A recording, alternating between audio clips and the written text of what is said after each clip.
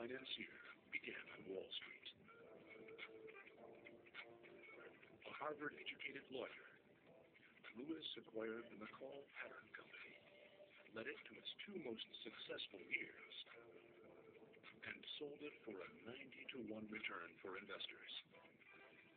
His subsequent billion-dollar acquisition of Beatrice International made history as the largest international leverage buyout ever. He focused the company on its European operations and helped it reach new heights. His intelligence, tenacity, and fierce competitive drive conquered Wall Street and made the world his arena.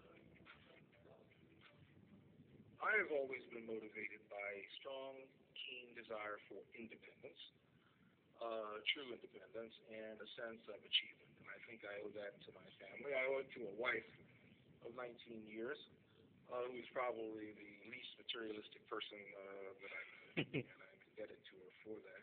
And really a family that has always emphasized achievement. And my grandfather said, know your job, and I can promise you two things. You won't have to take any crap, and you'll never be in a bread line.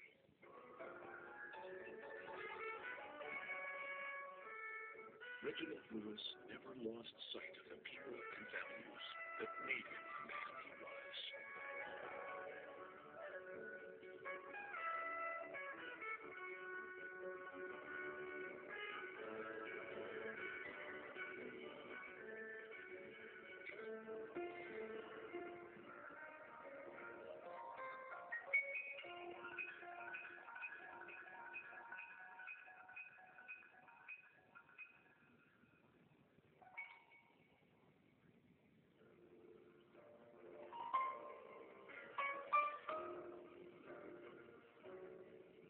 From the beginning, everyone knew there was something special about Reginald Lewis. He worked hard in school. He was an athlete who excelled in every sport.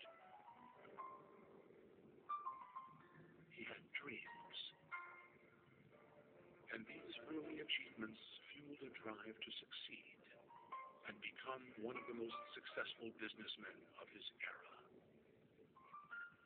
A courageous entrepreneur, a generous philanthropist, a loving family man, and an inspiration to people all over the world.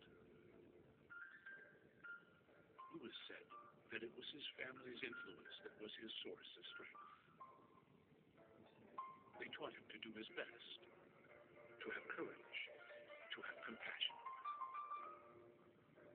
They gave him faith, balance, and heart. He was committed to his people, to his community, and to society. And his values penetrated everything he did. And what I found is that if you have a core set of values, like family, like hard work, like trust, and these are things that will stay with you even when you may be having a difficult time in a specific problem. If you maintain the core values, you can generally ride through any particular problem, and then in the end, we'll be able to be pleased with the result. Being an entrepreneur is challenge, risk, adventure, competition, and sometimes failure. Reginald Lewis loved it. That sounds to me like we just made ourselves a deal. This country in particular has a long history of entrepreneurship. The country is really founded on it to some extent. So you start with an excellent tradition. That means not feeling as though that you have to reinvent the wheel. You can benefit from what others have done. And there's nothing wrong with that. Also, I think to be free in your attitudes and your thinking and in your openness to new ideas, new people, new associations. I think that's critically important for an entrepreneur. Reginald Lewis urged people to use their professional expertise to help those at risk, especially young people from the inner cities. backed up his words with commitment to public service, with solid plans for change, and with financial support. I like to sit in my study and think about how much better it is and seek inspiration from people like Frederick Douglass. So in the quiet of that room, I would think about the great men and women that have gone before and the enormous obstacles that they've had to overcome. And the moment I begin to whine or just feel a little down, I'd really think about that. And I'd think